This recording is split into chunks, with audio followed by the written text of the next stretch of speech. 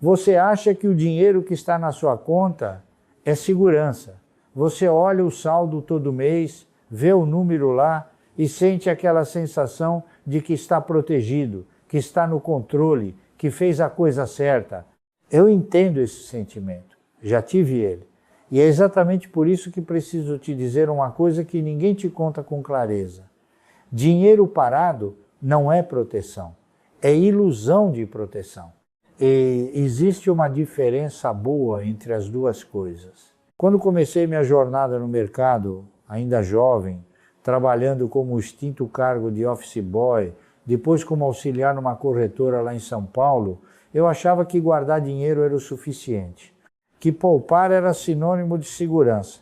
Aprendi da pior forma que não era. Aprendi vendo o dinheiro que eu juntava com tanto esforço encolher silenciosamente todo mês. Não porque eu gastava, porque a inflação comia por dentro. Como aquela fruta que parece bonita por fora e está podre por dentro. Hoje, depois de décadas construindo patrimônio na Bolsa Brasileira, depois de ter visto crises de toda sorte, planos econômicos que confiscaram poupança, inflação de 4 dígitos, crashes, recuperações e tudo mais que esse país sabe oferecer, cheguei a uma conclusão que parece simples, mas que a maioria das pessoas nunca entende de verdade. Existem 3 ativos muito mais seguros que dinheiro. 3, não 10, não 20, 3. E esses 3 ativos têm uma característica que o dinheiro não tem. Eles crescem com o tempo em vez de encolher. Eles trabalham enquanto você dorme. E nenhum governo consegue imprimir mais deles para diluir o que você acumulou. Agora, antes de entrar nos 3, preciso que você entenda o problema real. Porque se você não entender o problema, não vai valorizar a solução. O brasileiro tem uma relação estranha com dinheiro. Vem de décadas de instabilidade, de planos econômicos que mudavam regras da noite para o dia, de inflação que destruía o salário antes de chegar ao mês seguinte. Isso criou um reflexo cultural muito específico. O brasileiro aprendeu a desconfiar do longo prazo. Aprendeu a gastar logo, porque amanhã pode estar mais caro. Aprendeu a não planejar, porque o plano de hoje pode virar fumaça com uma canetada do governo. Só que esse reflexo, que fazia algum sentido num passado de hiperinflação, continua operando nas cabeças das pessoas mesmo quando a situação mudou e continua destruindo o patrimônio silenciosamente até hoje. Porque olha o que acontece quando você deixa dinheiro parado. A inflação oficial no Brasil gira em torno de 4, 5, 6% ao ano, às vezes mais. A poupança, que continua sendo o investimento favorito do brasileiro comum, rende menos do que isso na maioria dos cenários de taxa de juros mais baixa. Então você coloca seu dinheiro num lugar que rende menos do que a inflação. Você acorda todo dia nominalmente com o mesmo saldo, mas o que você consegue comprar com aquele saldo diminui todo dia. É uma sangria lenta. Sem alarme, sem aviso, sem drama. Só o silêncio do poder de compra escorrendo pelos dedos. Então, quando eu falo que existem ativos mais seguros que dinheiro, não estou falando de mais arriscados. Estou falando de mais seguros de verdade. Seguros no sentido que importa. Seguros contra o inimigo que ninguém vê, que é a corrosão silenciosa do valor ao longo do tempo. Vamos ao primeiro ativo, caixa estratégico. Mas caixa do jeito certo. Espera, eu sei o que você está pensando. Acabei de passar vários minutos falando que dinheiro parado é problema. E agora o primeiro ativo é caixa. Isso é contradição. Não é. Deixa eu explicar a diferença. Existe o dinheiro parado por preguiça, por medo, por falta de decisão. Esse é o problema que descrevi. O cara que tem dinheiro na poupança há anos, porque nunca se decidiu a fazer nada diferente. esse dinheiro está perdendo valor todo dia sem nenhuma estratégia por trás, e existe o caixa estratégico. Esse é outra coisa completamente diferente. Esse é o dinheiro que está ali esperando, não por inércia, por propósito, por escolha consciente e deliberada. Deixa eu te contar como eu sempre enxerguei o caixa. Quando eu ainda estava construindo minha carteira, antes de ter o patrimônio que tenho hoje, eu sempre mantive uma reserva. Não a reserva de emergência, que é obrigação básica de qualquer pessoa. Falo de uma reserva de oportunidade. Um fundo que ficava ali parado em títulos públicos, no Tesouro Selic, em algo que ao menos acompanhasse a taxa básica de juros com liquidez pronto para ser acionado. Para quê? Para quando o mercado ficasse louco. E o mercado fica louco com regularidade impressionante. Fica louco em eleição. Fica louco quando o dólar dispara. Fica louco quando tem escândalo político. Fica louco quando tem crise global. E toda vez que fica louco acontece a mesma coisa. Empresas sérias, lucrativas, que pagam dividendos há décadas, ficam sendo vendidas por preços absurdamente baixos. Porque investidor assustado não pensa, ele só vende. Vende tudo, não importa a qualidade. E é nessa hora que o caixa estratégico vira arma, vira munição. Você entra onde todo mundo está saindo, você compra o que todo mundo está jogando fora e compra a preço de banana. Eu vi isso acontecer mais de uma vez na minha vida. Vi o Plano Collor, vi a estabilização do real, vi a crise de 2002, quando a incerteza eleitoral jogou o mercado no chão. Vi 2008 repercutir por aqui com força, vi 2015 e 2016, que foi uma das piores recessões da história recente do Brasil, vi a pandemia de 2020 jogando tudo no chão em questão de semanas. Cada uma dessas crises foi uma oportunidade enorme para quem tinha caixa, e cada uma foi uma tragédia para quem não tinha. O investidor sem caixa durante uma crise tem dois problemas. Primeiro, não consegue comprar na baixa porque não tem dinheiro disponível. Segundo, muitas vezes é forçado a vender o que tem na pior hora porque precisa de liquidez para cobrir alguma despesa emergencial. O investidor com caixa estratégico não tem nenhum desses problemas. Ele pode esperar, pode observar, pode selecionar e pode agir com calma quando todo mundo ao redor está em pânico.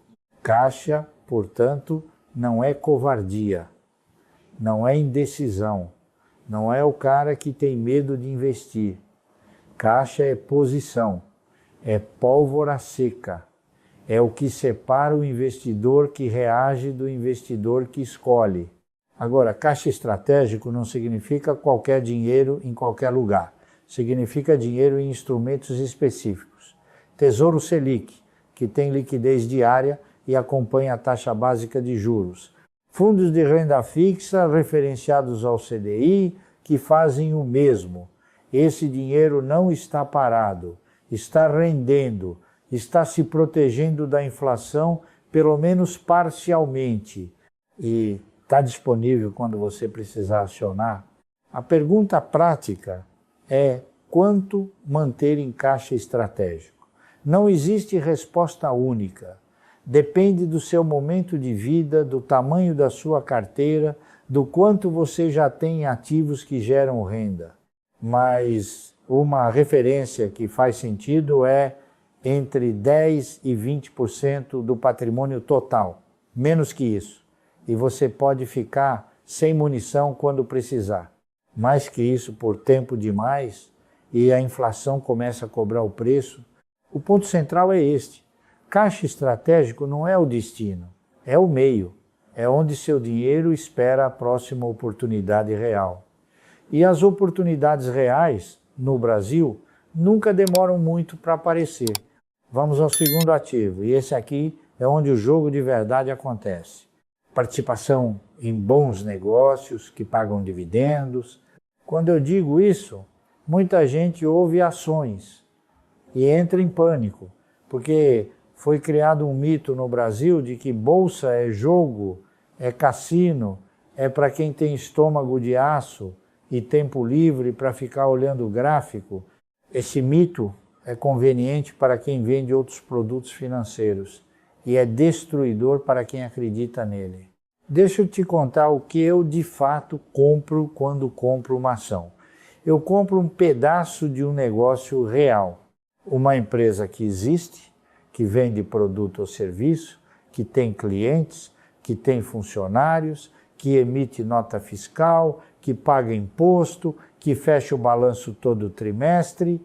Quando eu compro a ação de uma empresa de saneamento, por exemplo, estou me tornando sócio de um negócio que vai continuar precisando existir independentemente do que aconteça com a economia, com o governo, com o dólar, porque água não é opcional. Esse é o conceito que eu levo décadas tentando fazer o brasileiro comum entender. Bolsa não é aposta, bolsa é sociedade, você se torna sócio. E se escolher os sócios certos, os frutos aparecem na forma de dividendos, todo ano, durante décadas. Dividendo é a parte do lucro da empresa que é distribuída para os acionistas. Quando uma empresa lucra e distribui esse lucro, ela está te pagando por ser sócio dela. Isso é renda passiva de verdade. Não aquela renda passiva que prometem em cursos caros. A renda que existe há mais de um século na Bolsa Brasileira.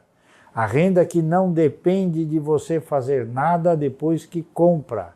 E aqui está o ponto que muda tudo. Quando você recebe dividendos, está recebendo uma fatia do lucro real de uma empresa real. Esse lucro é gerado pela empresa vendendo produtos ou serviços. E o preço desses produtos, na maioria das empresas sólidas, sobe com a inflação. Às vezes sobe mais do que a inflação. Então, enquanto o dinheiro parado perde poder de compra, a empresa que você é sócio repassa os aumentos de custo para os seus clientes.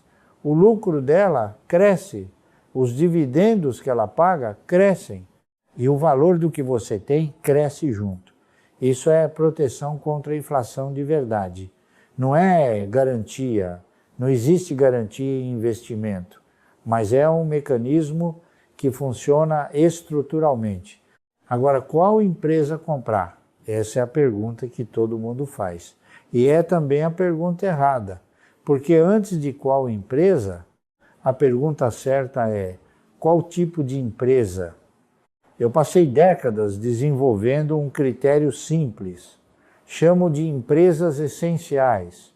São empresas que fornecem algo que a população não consegue abrir mão, independentemente da situação econômica. Energia elétrica, água e saneamento, alimentos básicos, bancos, seguros, telecomunicações. Não são setores glamourosos, não aparecem na capa de revista como a próxima grande revolução, mas estão lá há décadas. E estarão lá daqui a décadas. Por que isso importa? Porque negócio essencial tem uma característica que negócio de moda não tem: previsibilidade. Quando você sabe que uma empresa vai continuar vendendo, vai continuar lucrando e vai continuar pagando dividendos com consistência ao longo dos anos, você pode planejar, pode projetar, pode dormir tranquilo. Negócio de moda, negócio que depende de tendência, de tecnologia de ponta, de consumidor querendo produto novo. Esse é outro jogo. Pode ser lucrativo, mas exige um nível de acompanhamento, de análise, de tolerância à volatilidade que a maioria das pessoas não tem nem tempo nem estômago para sustentar. Eu sempre fui do setor elétrico, de bancos, de saneamento. Meus colegas de mercado às vezes me chamavam de antiquado, de conservador demais, de quem não entendia o novo. E durante alguns períodos, eles tinham razão em termos de performance de curto prazo. Havia ações brilhando mais do que as minhas. Havia setores inteiros em euforia que eu estava ignorando. Mas quando virava o ciclo, quando a euforia acabava, quando a realidade batia, minhas empresas continuavam lá, continuavam lucrando, continuavam pagando dividendos. E quem tinha apostado no brilhante de curto prazo, muitas vezes estava tentando se recuperar. Tem outro elemento que eu considero inegociável na escolha de empresa: consistência histórica de dividendos. Se uma empresa tem histórico de pagar dividendos todos os anos, durante 10, 15, 20 anos, incluindo anos de crise, isso me diz algo importante sobre a qualidade do negócio e sobre a postura da gestão em relação ao acionista. Empresa que só paga dividendo quando está sobrando dinheiro, não me interessa. Empresa que só distribui quando a bolsa está em alta, não me interessa. O que me interessa é o histórico de constância, porque constância, num mundo de incerteza, vale muito. O erro clássico que vejo o investidor brasileiro cometer na bolsa é um só: compra pela emoção e vende pelo pânico. Compra quando está em alta porque parece que vai subir mais. Vende quando cai porque parece que vai cair mais. Compra na euforia e vende no desespero. É a fórmula perfeita para destruir patrimônio. O que eu sempre fiz foi o oposto. Compro quando está barato. E barato, na maioria das vezes, é quando está caindo, quando todo mundo está vendendo, quando o noticiário está alarmante. Quando meus conhecidos estão me ligando para dizer que o mercado acabou, é exatamente nesses momentos que aparecem as melhores oportunidades. Porque o preço de uma empresa boa, que caiu 50%, não significa que o negócio ficou 50% pior. Muitas vezes significa que o mercado entrou em pânico coletivo e jogou junto o joio e o trigo. E aí o investidor com caixa estratégico que eu descrevi antes entra em cena. Ele pega aquela munição e compra a empresa que vale R$2 por R$1 e espera, porque ele sabe que o bom negócio vai continuar sendo bom negócio, que os dividendos vão voltar, que o mercado vai reconhecer o valor mais cedo ou mais tarde. Isso não é especulação, é o oposto da especulação. É investimento baseado em valor real. Agora eu preciso falar sobre tempo, porque esse segundo ativo, participação em bons negócios, só funciona com um ingrediente que ninguém consegue comprar e a maioria das pessoas não tem paciência de usar: tempo. Os juros compostos são reais. A bola de neve que cresce sobre si mesma é real, mas ela precisa de inclinação e de comprimento de rampa. A inclinação é a qualidade do investimento. O comprimento de rampa é o tempo que você deixa ele trabalhar. Quem investe em empresa boa, reinveste os dividendos e segura por 10, 15, 20 anos, vê uma transformação que parece impossível olhando do início. Uma carteira modesta se torna uma máquina de geração de renda, que trabalha enquanto você dorme, enquanto você viaja, enquanto você está de férias com a família, enquanto você está doente. Esse é o objetivo. Não enriquecer rápido, não ter retorno espetacular num único ano, construir uma máquina de renda crescente que dura décadas. Vamos ao terceiro ativo, e esse é o que mais me emociona falar, porque é o mais subestimado e ao mesmo tempo o mais transformador. Investimento em você mesmo, no seu próprio conhecimento e na sua capacidade de gerar valor. Soa genérico. Eu sei, mas espera, porque o que eu vou dizer não é genérico, é específico, é prático e é baseado no que eu observei ao longo de décadas, vendo pessoas que ficaram ricas e pessoas que ficaram pobres.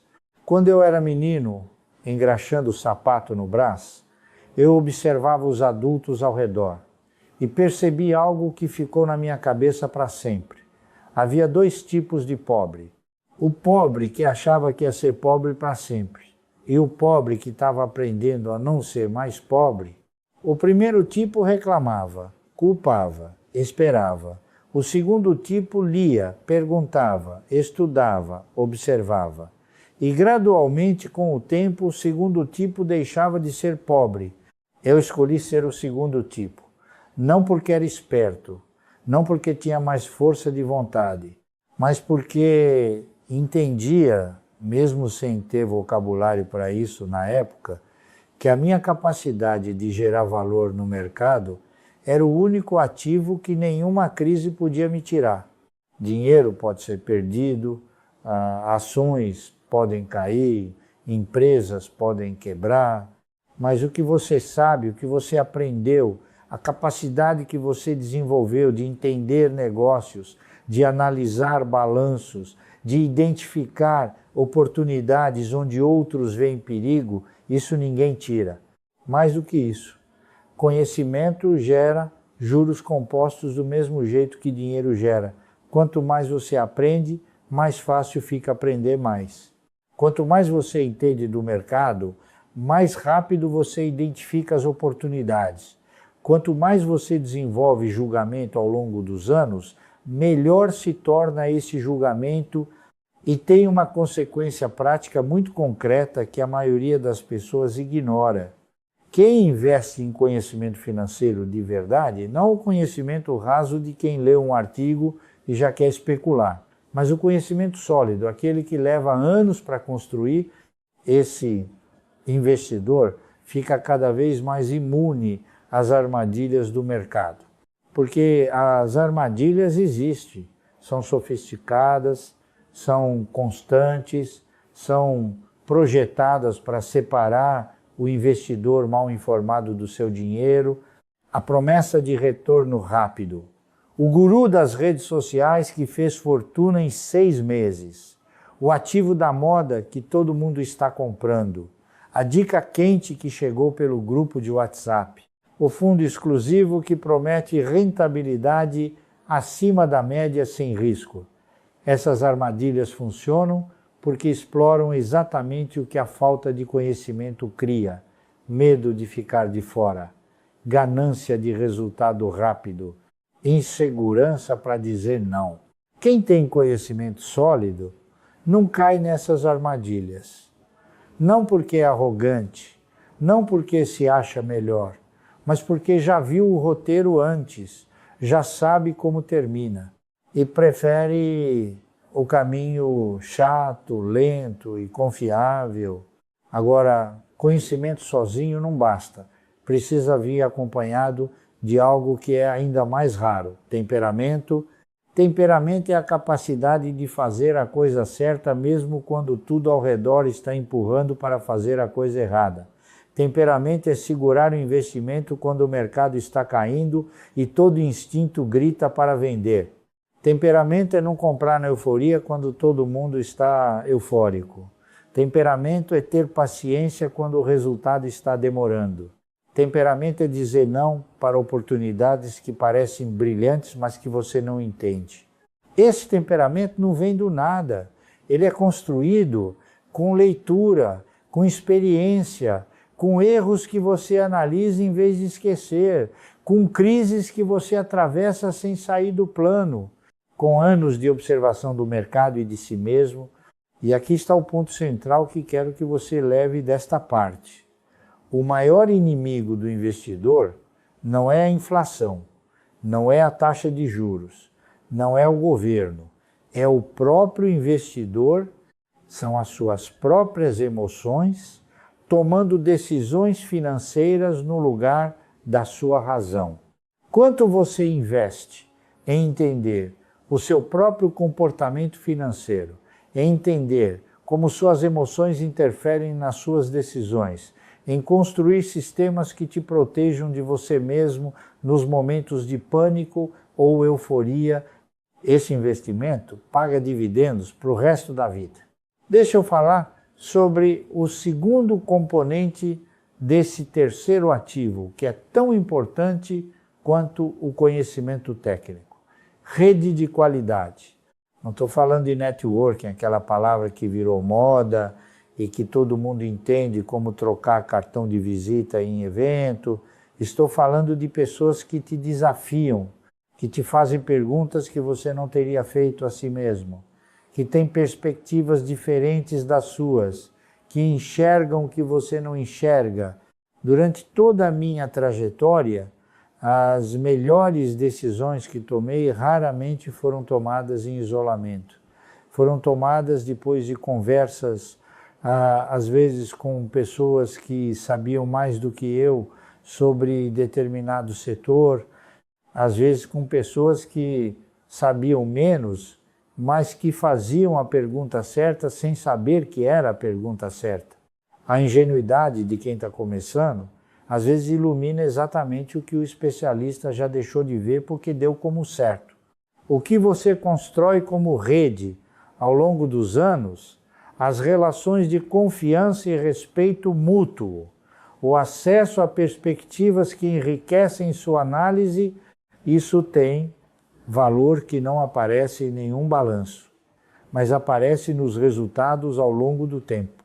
Agora preciso falar sobre o que destrói patrimônio, porque saber o que fazer é importante, mas saber o que não fazer pode ser mais importante ainda. O primeiro destruidor é a dívida de alto custo. No Brasil, isso tem nome e sobrenome: cartão de crédito, cheque especial, empréstimo pesado sem planejamento. O juro do rotativo do cartão de crédito no Brasil é um dos mais altos do mundo. Você pode estar fazendo tudo certo nos seus investimentos e o juro do cartão come tudo e ainda sobra dívida. Não existe investimento que compense pagar 30% ao mês de juro. Nenhum. Se você tem dívida de alto custo, antes de qualquer investimento, antes de qualquer estratégia, o primeiro movimento é eliminar essa dívida. É o melhor retorno disponível na praça. O segundo destruidor é a alavancagem que você não consegue sustentar. Alavancagem é pegar dinheiro emprestado para investir. Quando funciona, amplifica os ganhos. Quando não funciona, amplifica as perdas. E o mercado tem uma forma cruel de testar exatamente isso. Nos momentos em que mais dói carregar a alavancagem, quando o mercado cai e as margens são chamadas, é quando a alavancagem destrói patrimônio de forma irreversível. Eu sempre operei sem alavancagem, sem dívida para investir. Meus colegas de mercado às vezes ganharam mais do que eu em períodos específicos porque alavancavam. E alguns perderam tudo em um único movimento de mercado. Porque enriquecer devagar é estável. Enriquecer rápido com alavancagem depende de não ter nenhum movimento adverso de magnitude. E o mercado sempre tem um movimento adverso de magnitude em algum momento. O terceiro destruidor é a especulação travestida de investimento. Comprar porque subiu, vender porque caiu, seguir dica, tentar adivinhar o mercado de curto prazo. Isso não é investimento, é aposta e cassino favorece a casa. A diferença é que nesse cassino não tem nem letreiro avisando que as probabilidades são contra você. Quem opera apostando no curto prazo regularmente e lucra de forma consistente ao longo de muitos anos existe, mas é uma minoria minúscula. A grande maioria perde dinheiro, e perde não porque são burros, perde porque o jogo de curto prazo é dominado por algoritmos, por profissionais que operam há décadas, por gente que dedica a vida inteira a isso. Você não vai ganhar desse jogo com o aplicativo e 2 horas por semana.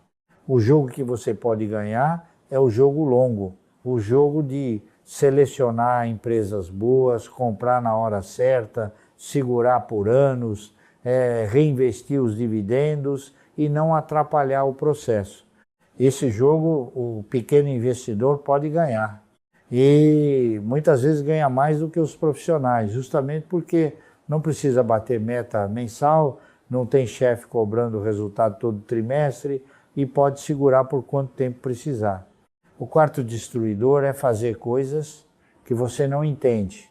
Se você não consegue explicar de forma simples por que comprou determinado ativo, o que faz aquele ativo valer e o que você espera que aconteça com ele ao longo do tempo, então você não deveria ter comprado. Complexidade não é sofisticação. Complexidade geralmente é onde se escondem os problemas. Os melhores investimentos são simples. Uma empresa que vende coisa essencial, que tem histórico de lucro, que paga dividendos com regularidade, que tem pouca dívida, que você entende o negócio, isso não precisa de relatório de 50 páginas para justificar. Precisa de bom senso e de paciência. Agora, quero fechar falando sobre algo que transcende técnica e estratégia. Porque, no fundo, a conversa sobre dinheiro nunca é só sobre dinheiro. Durante toda a minha vida, fui questionado sobre o que me motivava. Por que continuar construindo patrimônio quando já tinha mais do que precisaria? Por que não parar, gastar, desfrutar? E minha resposta sempre foi a mesma, porque o objetivo nunca foi o número. O objetivo sempre foi a liberdade que o número representa. Liberdade para dizer não. Liberdade para não depender de um emprego específico, de uma empresa específica, de uma situação específica. Liberdade para escolher como vivo o meu tempo, para estar com quem quero, para fazer o trabalho que acredito, para ajudar quem precisa, sem calcular se posso me dar ao luxo. Essa liberdade que o dinheiro bem construído compra ao longo do tempo é a maior riqueza que existe. E ela não depende de ser bilionário. Ela depende de ter patrimônio suficiente para gerar renda que cubra a sua vida. Um número específico para cada pessoa. Para alguns é pouco, para outros é muito. O que importa é que, quando você chega lá, o dinheiro muda de papel. Deixa de ser o objetivo e vira a ferramenta. E você fica livre para perseguir o que de fato importa. E tem outro aspecto que nunca consigo separar da conversa financeira: caráter. Construir patrimônio de forma sólida exige honestidade. Honestidade com os números, com os próprios erros, com as próprias limitações.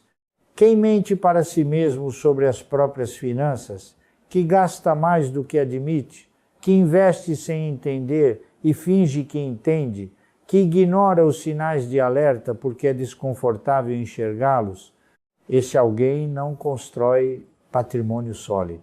Pode acumular por um tempo, mas quando a crise chega, quando o mercado testa, o que estava construído em mentira desmorona.